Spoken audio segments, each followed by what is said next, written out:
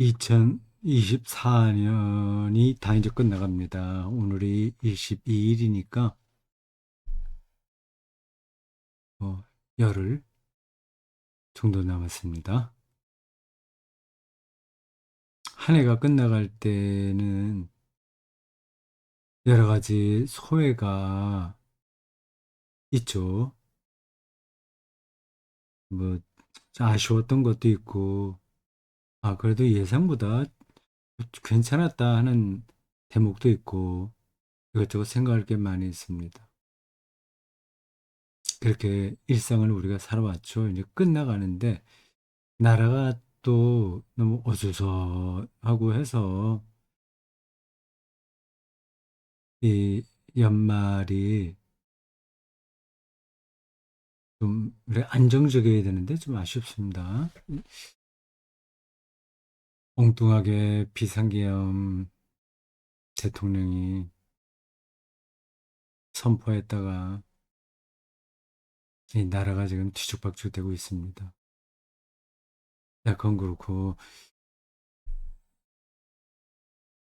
제가 이 녹화할 때 그게 좀 속도가 좀 늦거든요. 제 말소리가. 그러니까 제가 언제 한번 말씀드렸던 것처럼 유튜브로 시청하실 때 속도를 좀 빨리 해갖고 들으십시오.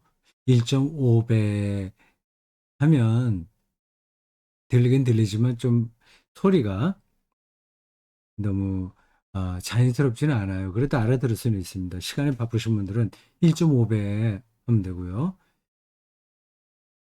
그렇지 않으면 1.25배 하는 게 있습니다. 그러니까 보통보다 조금 빠른 속도. 제가 한번 들어보니까 그게 적당하더라고요. 그럼 제 목소리도 그냥 살아 있으면서 그 너무 이제 에, 처지는 그러한 어, 그 부분들이 없으니까 듣기가 좋은 것 같습니다. 1.25배 해보십시오. 제가 안경을 돋보기 새로 맞춘 걸로 좀 써봤는데 너무 이제 잘 보여갖고 이건 책을 읽을 때 쓰면 좋거든요. 근데 이 화면 이 음, 컴퓨터 화면 이걸 이 돋보기로 보려고 하니까 너무 조금 어지러운 것 같은 느낌이 들어서 옛날 거를 좀 바꿔보겠습니다. 이건 약간 흐리게 보이면서 음, 그 시력 아니 뭐 보는데 덜 피곤합니다.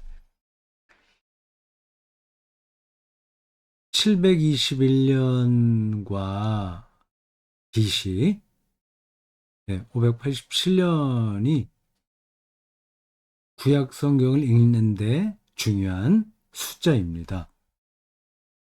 720년은 북이스라엘이 멸망한 때예요. 북이스라엘.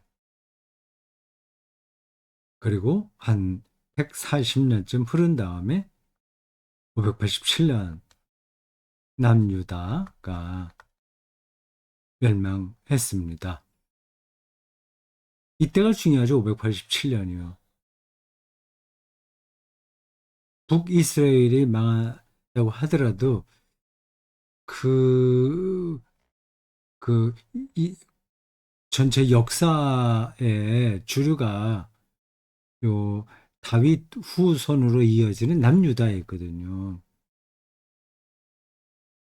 그래서 587년 남유다가 바벨론의 포로로 이제 망하고 나라가 완전 망하고 포로로 끌려갔던 해가 중요합니다. 이 두 시점에 구약의 선지자들이 많이 활동했어요. 이때요. 나라가 평안하면 선지자들이 그렇게 적극적으로 활동하지 않아도 됐겠죠. 나라가 누란에 떨어지니까 선지자들이 많은 활동을 했습니다.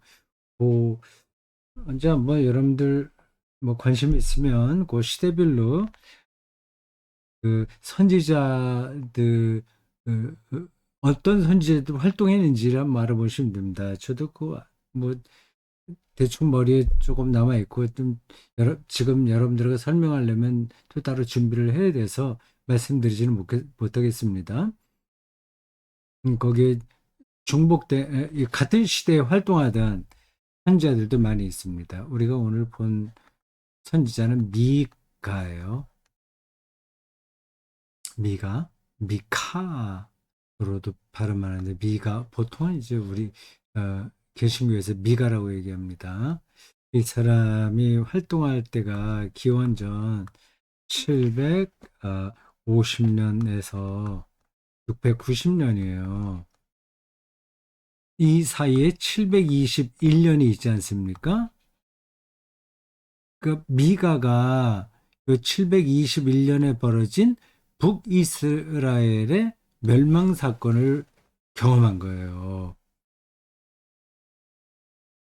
물론 미가는 남유다에서 활동했습니다. 제1 이사야와 같은 시대였어요.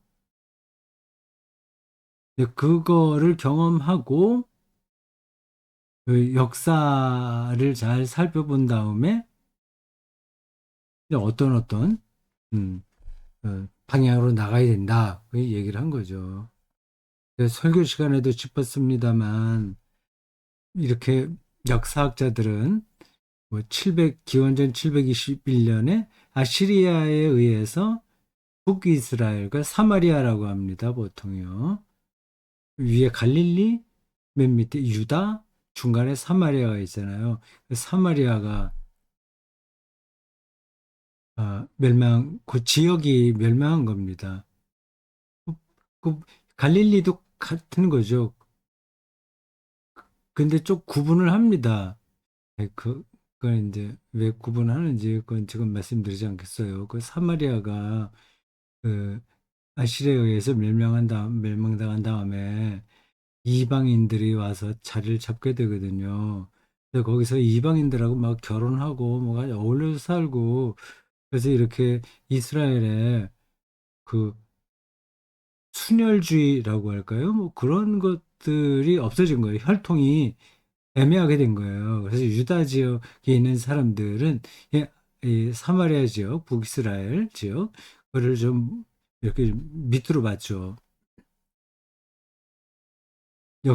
기독교 성서 역사학자들은 뭐 저만이 아니라, 어, 뭐 역사학자들, 그리고 기독교만이 아니라 다른 이 역사학자들도 이렇게 역사를 볼 때 뭐 몇 년대 뭐가 있었고 뭐가 있어. 우리나라도 그런 일들이 많이 있지 않습니까?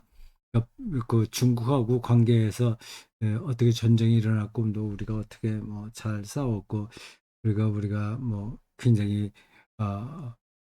우리가 처참하게 당한 적도 있고 뭐 등등합니다. 그렇게 말을 하는데 그 설교 시간에도 잠깐 비친 것처럼 그렇게 한두 마디 하고 지나갈 문제가 아니에요. 그 당시에 있었던 사람들의 운명은 완전히 저 바닥으로 떨어진 거 아닙니까? 그러니까 우리가 어떤 역사적 사건을 이야기할 때 조심스럽게 예, 접근해야 됩니다. 한 사람 한 사람이 다 하나님이 창조한 생명들이잖아요. 그들이 전쟁에 참전하고 또 전쟁에서 졌을 때 당하는 그 고통이라고 하는 건 이건 뭐 이루 말을 할 수가 없습니다. 수많은 선지자들이 활동을 했는데 결국 587년에 남쪽마저 바벨론에 의해서 멸망한 다음 이제 역사에서 유대 혹은 이스라엘이라고 하는 그 히브리라고 하는 그, 그 흔적은 이제 다 지워진 거죠. 바벨론에 포로로 잡혀가서 뭐 50년, 70년, 80년 후에 다시 귀환하긴 하지만 거의 원상 회복은 거의 못했습니다. 그렇게 역 지나가게 되죠. 721년과 587년 기억해 두십시오. 특별히 587년이 중요해요. 구약을 읽을 때 이 587년이 중요한 이유는 그 바빌론 포로 혹은 바빌론 유수가 그 이스라엘 사람들에게 그 신앙에 대한 근본적인 그 문제를 제기하게 된 겁니다. 우리가 하나님의 백성인데 이게 우리 민족이 이런 수모를 당하게 된 거는 말이 되냐? 하나님이 안 계신 거 아닌가? 하나님이 혹은 어, 무능력하신 존재가 아닌가? 그런 질문을 사람들이 할 수밖에 없는 거잖아요. 거기에 대한 대답을 하지 않으면 그 하나님 신앙은 없어지는 거예요. 근데 그 질문에 대답한 게 구약 성경입니다. 12월 19일 밤 11시 저 개인적인 경험을 말씀드렸어요. 지금도 제가 제 서재에 앉아서 녹화를 하고 있는데 그 왼쪽으로는 동창이 있습니다. 왼쪽.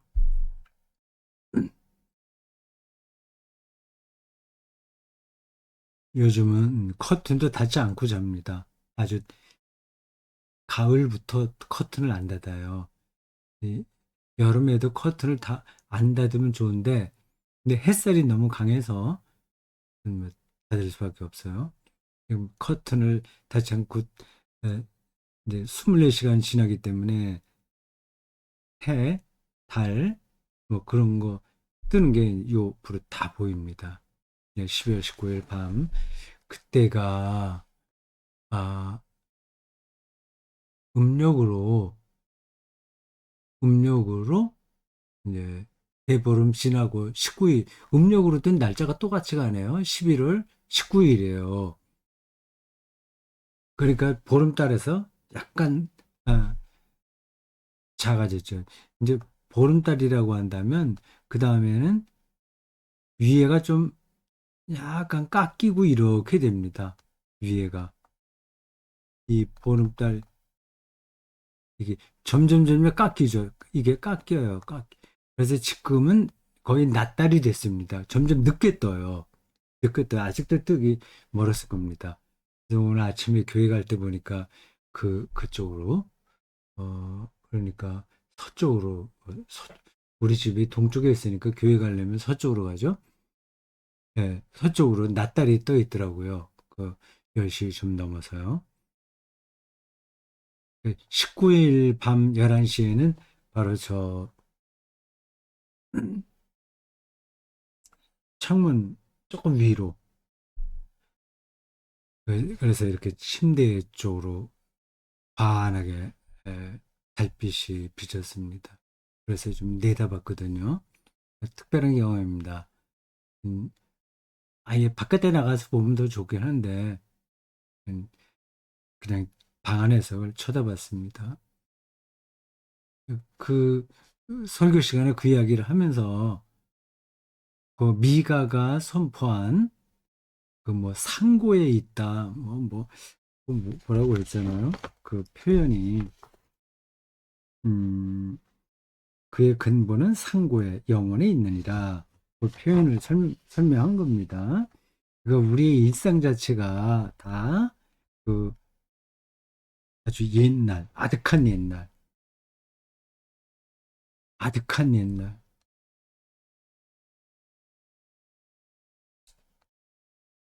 아득한 옛날. 그걸 우리말 성경은 상고라고 변하겠어요. 한자예요.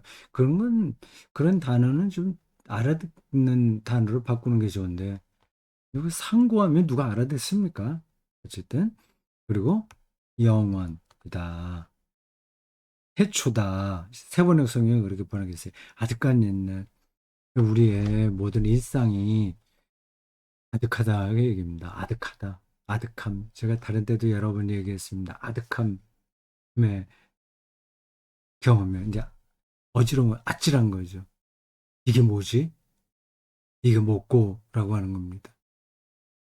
왜 세계가 이렇게 존재하지?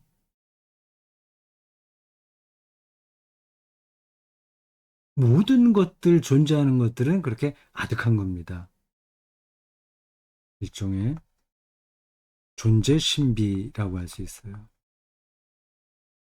달빛이 이렇게 들어왔는데 그걸 쭉 따라가다 보면은 달에서 오는 게 아니라 태양에서 오는 거잖아요. 그 태양은 45억 년 전에 만들어졌고, 물론 지구도 그때 만들어진 거고요. 그게 우주 안에서 티끌과 같은 별이라고 하는 거 아닙니까?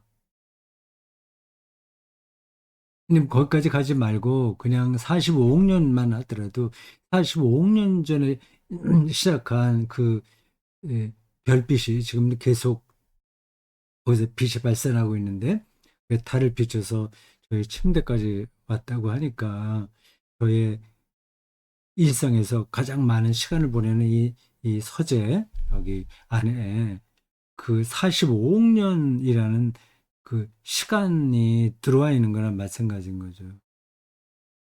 모든 일상이 다 그렇습니다. 종이 한 장도 그렇고요. 아침에 눈을 뜨면 어, 근데 어저께가 동지라서 지금 날이 이렇게 해가 뜨진 않지만 그래도 좀 보여요. 좀 새가 휙 날아가는 것도 보이고요. 그냥 누워 있어도 보입니다. 그런 모든 것들이 다 아득한 깊이가 있는 거죠. 예수 이전과 예수 이후에 이 세계가 달라진 게 하나도 없는데 어떻게 예수를 그리스도 메시아로 우리가 믿고 사람들에게 선포할 수 있는가? 그런 질문을 설교 시간에 했습니다. 이건 꼭 신학적인 질문만은 아니에요.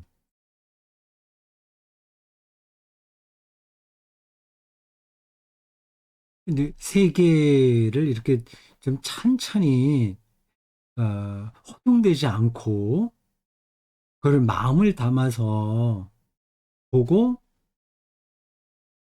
어, 그 안에서 삶에 대한 책임을 느끼는 사람들은 다 그런 경험들 합니다. 그런 경험들 합니다. 끔찍한 일들이 많이 벌어지잖아요.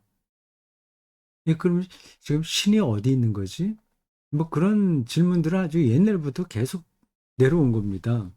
음, 앞에서 587년 바벨론 유수 어, 사건이 구약을 읽는데 핵심 열쇠라고 말씀드렸잖아요.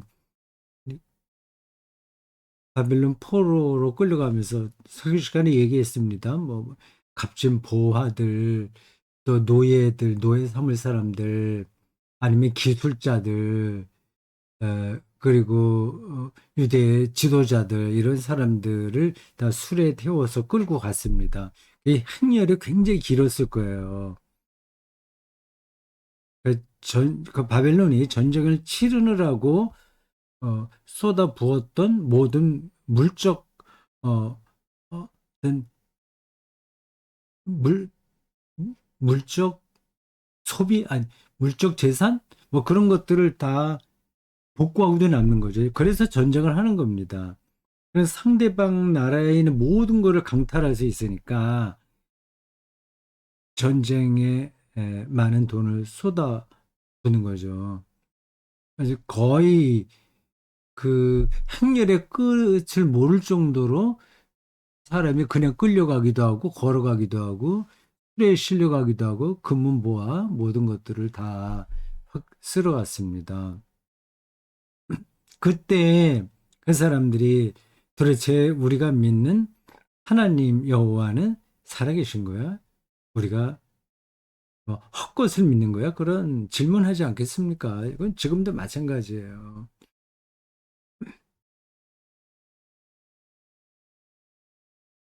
그 이야기를 하면서 그 독일 magdeburg에서 12월 20일, 12월 20일, 12월 22일에 벌어졌던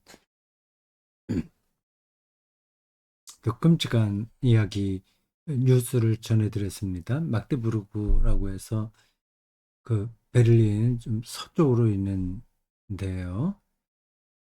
그 독일에는 중세부터 그 성탄 장이 씁니다. 그거는 광장에 서요. 모든 마을에는 광장이 있습니다. 신도시가 아니라 옛날 도시들은 다 있습니다. 그 광장에는 꼭 교회당이나 성당이 있습니다.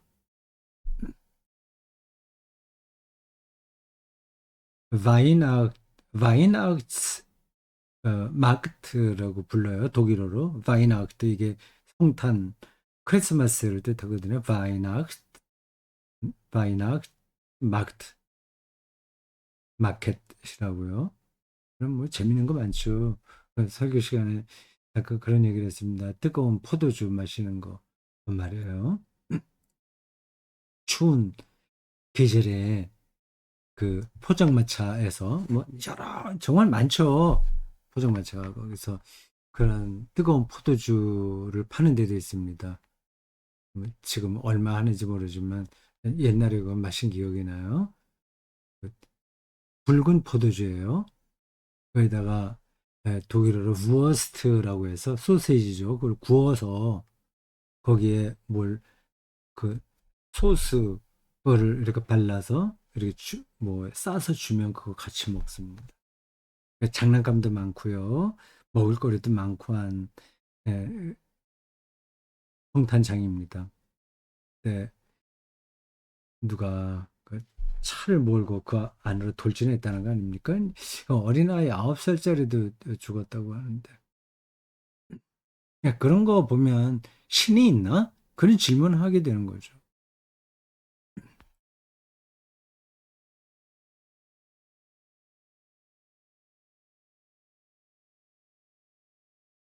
네, 예수 이전이나 이후나 세계가 달라진 게 하나도 없는데 예수를 그리스도 메시아로 믿는다는 게 말이 되나?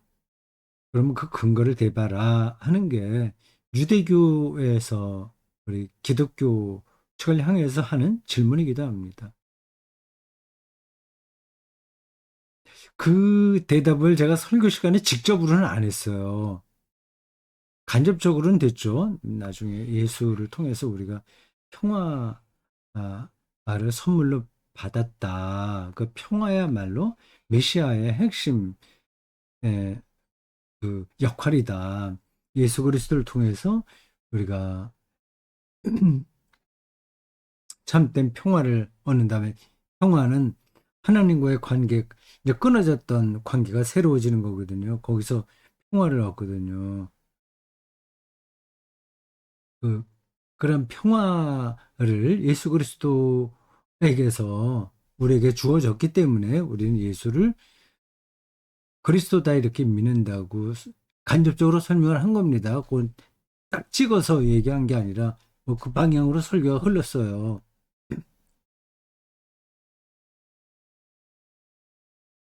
여기서 이제 조금 더 직접적으로 설명을 하면 이렇습니다. 예수 그리스도 이전과 이후 어, 세계가 전혀 달라진 게 없는 것처럼 보이지만 실제로는 달라졌다고 우리 기독교는 말합니다. 그 잠재되어 있다고 얘기해요.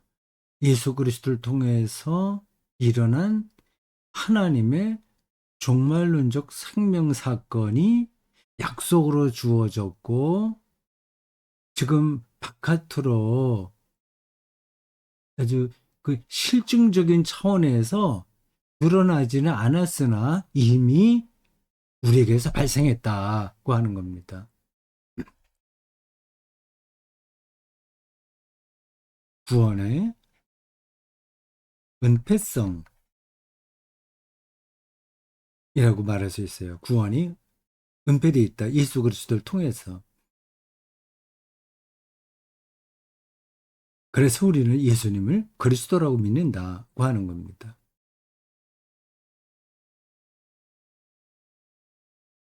그렇게 말하면 어떤 세상 사람들은 그거 말장난 같은데 뭐 실제로 일어나지도 않았는데 그게 뭐 잠재되어 있고 은폐되어 있고 그렇게 얘기하는 거는 그 뭐 어디 뭐 그런 거 믿을 만한가 그렇게 말할 수 있습니다. 그런 우리의 대답과 그들의 또 반론 그런 것들이 계속 오가게 될 거예요. 이거 끝나는 문제가 아닙니다. 그런 점에서 기독교는 종말까지 자기를 변증하는 아, 변증 자기를 변증해 나가야 됩니다. 기독교가 진리라고 하는 사실을 세상 사람들이 동의할 수 있도록 변증하는 거죠. 설명하는 거죠. 그냥 알아듣도록 해야 되는 거죠. 그런 점에서 신학은 여전히 할 일이 많습니다.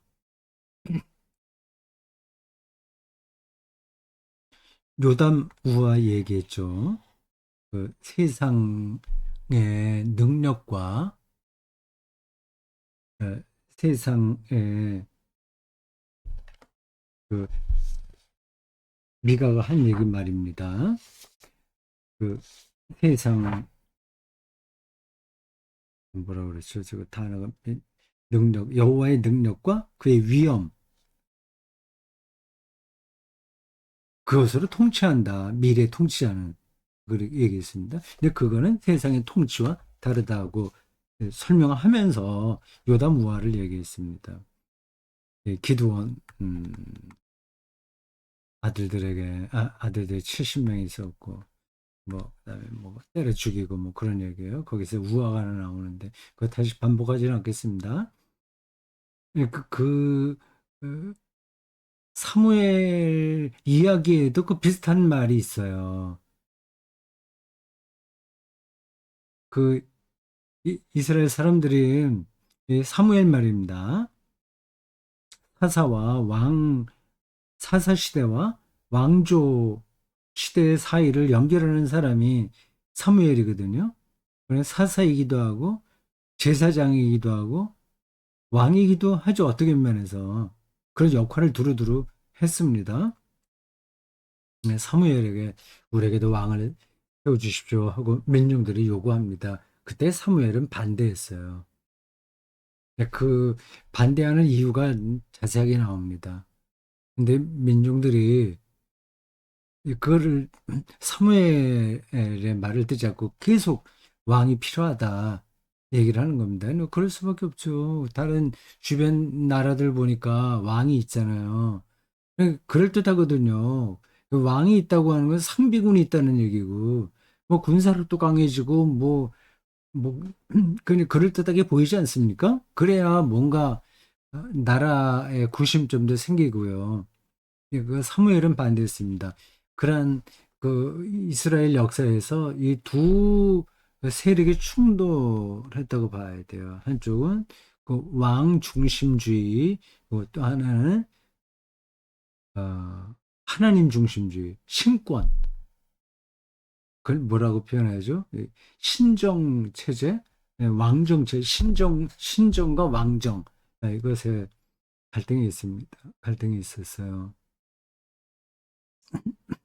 이런 어, 문제들은 아직까지 완전히 해결되지 않았습니다. 세상에 뭐 완전히 해결되는 문제가 있나요? 그럼 하나도 없죠. 교회가 어떠해야 되냐 하는 것도 완전하게 해결된 것도 아니고 교회도 잠정적인 거잖아요. 이건 뭐 하늘나라에서는 필요 없는 거죠. 이 정치가 신정 정치에서 여러 과정을 거쳐서 지금 민주주의까지 왔잖아요. 뭐 공산주의도 사실은 민주주의라고 하니까 지금 뭐 민주 이야기 말만 들어가면 다 민주 괜찮은 정치제도 같지만 그러지 않습니다. 민주주의가 또 그 우중 정치가 될 수도 있고요. 선동에 또 약하거든요. 아직까지 어떤 제도가 그래도 최선인지는 몰라요. 근데 지금까지 인류 역사가 시행착오를 거쳐서 민주주의까지 왔습니다.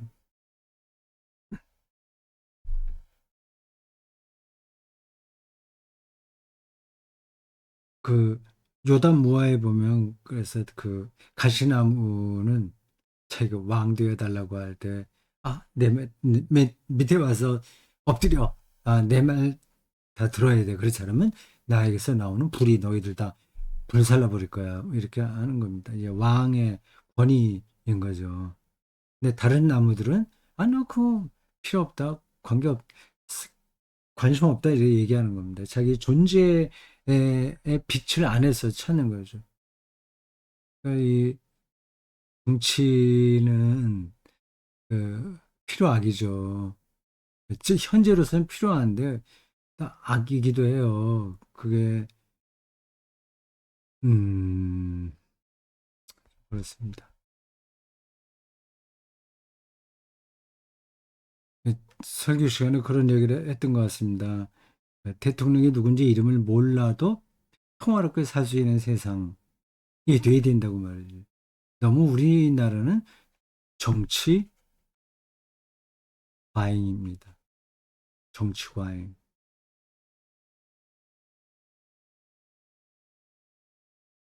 그리고 또 어떻게 보면 법, 법률, 법 과잉이에요. 법으로 모든 걸 다 해결할 것처럼 지금 대통령 탄핵 문제도 또 헌법재판소가 하고 계속해서 그러한 법으로 하려고 하잖아요. 이게 일종의 율법주의인 거죠. 그 법이 필요하죠, 하긴. 근데 그게 인간 문제를 근본적으로 해결하는 건 아닙니다. 어쩔 수 없이 그렇게 하고 있을 뿐이에요. 몸은 죽여도 영혼을 죽이지 못하는 자들을 두려워하지 마라. 고 마태복음 10장 28절에는 예수님의 말씀을 인용했어요. 그러니까 세상의 통치자들을 두려워하지 마라. 예수께서 주시는 평화는 전혀 다른 차원에 있는 거니까요. 이- 그러니까 어떤 뭐 정치 지도자를 뭐 이렇게 비판하라, 뭐 그걸 무시해라 이제 그런 뜻은 아닙니다. 존경할 건 또 해야죠. 정치인들도 존경할 만한 사람 많이 있지 않습니까? 근데 이건 정치만 얘기하는 게 아니라 뭐 21세기 우리나라 같은데 뭐 자본주의 같은 것이죠. 그게 우리 영혼까지 다 갉아먹으려고 하잖아요. 영끌 투자 이런 것들이 영혼을 끌어다가 투자한다는 거 아니겠습니까? 그러면 우리 몸과 영혼을 다 죽일 수 있는 세력이 자본이잖아요. 근데 그게, 그게 이제 비극인 거죠.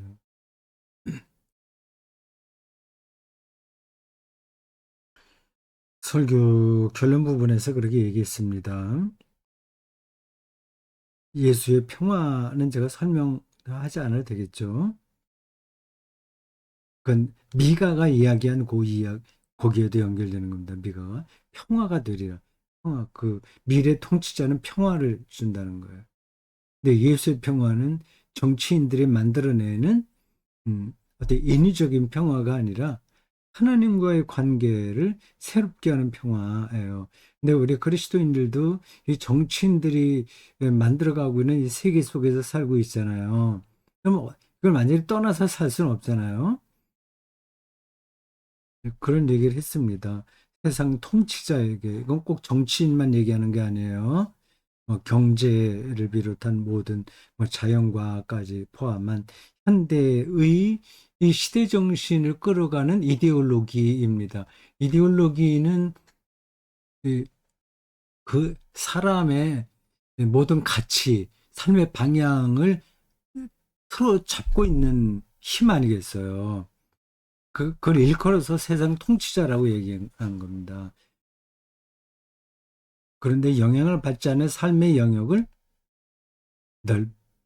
넓히자.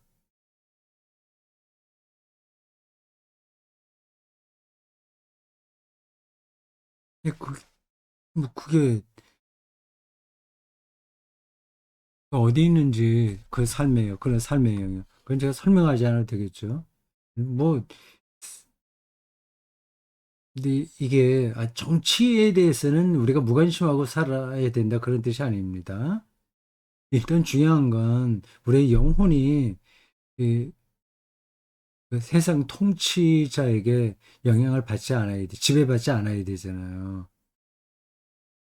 그런 삶을 영역을 넓혀야 됩니다. 그냥 그게 쉽게 주어지지 않아요.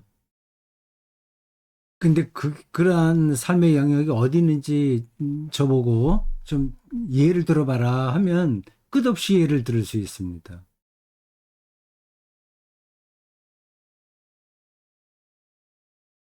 집에서 설거지를 하는 거, 설거지를 황홀하게 할 수 있잖아요. 그건 뭐 정치나 돈이 많냐 적냐하고 전혀 상관없이 내가 할 수 있는 삶의 영역이잖아요. 12월 19일 밤 11시에 취침할 때 달빛을 보는 것도 그것도 전혀 세상의 어떤 세력에게 영향을 받지 않는 영역이 있거든요. 그게 많아요. 그건 비교할 수 없을 정도로 많습니다.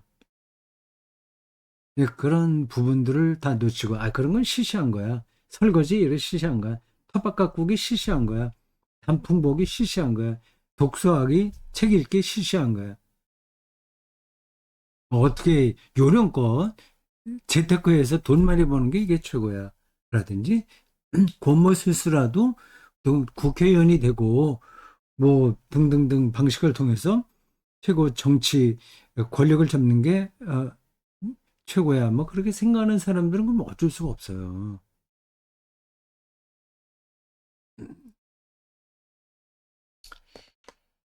자, 오늘 여기까지 하겠습니다. 수고하셨어요.